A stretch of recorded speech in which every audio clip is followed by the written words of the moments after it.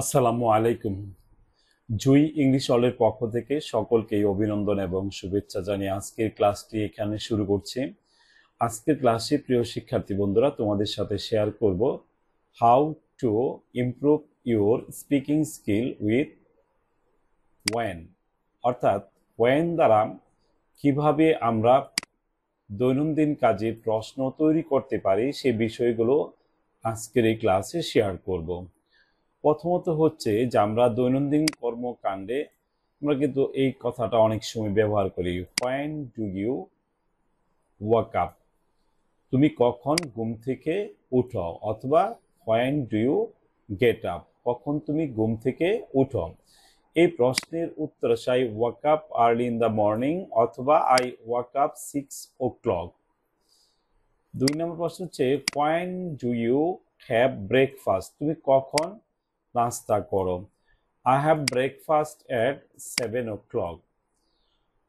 3 নম্বর প্রশ্ন হচ্ছে when do you get ready for school, আপনি কখন স্কুলের জন্য তৈরি হন। when do you go to school, কখন তুমি স্কুলে যাও।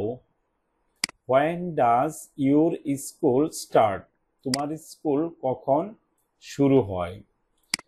when does your school end, কখন তোমার স্কুল শেষ হয়। when do you come back from school, তুমি কখন স্কুল থেকে ফিরে আসো।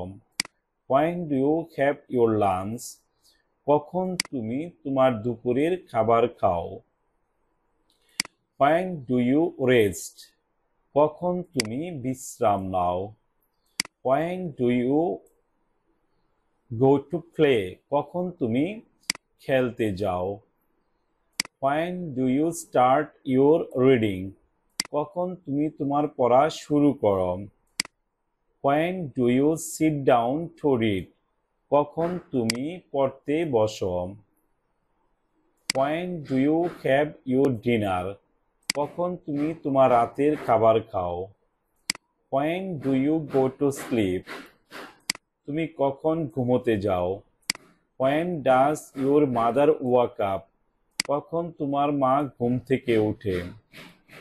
when do you other member wake up, তোমার অন্যান্য সদস্যরা কখন ঘুম থেকে ওঠে। when does your father start for work, তোমার বাবা কখন কাজের জন্য রওনা হয়। when does your mother prepare breakfast, তোমার মা কখন নাস্তা তৈরি করেন। when does your mother give you to have breakfast, তোমার মা কখন তোমাকে খেতে দেয়। when does your mother prepare food for lunch, তোমার মা কখন দুপুরের খাবার তৈরি করেন। when does your mother give you to have lunch, তোমার মা কখন তোমাকে দুপুরের খাবার খেতে দেয়। when does your mother prepare food for dinner, তোমার মা কখন রাতের খাবার তৈরি করেন।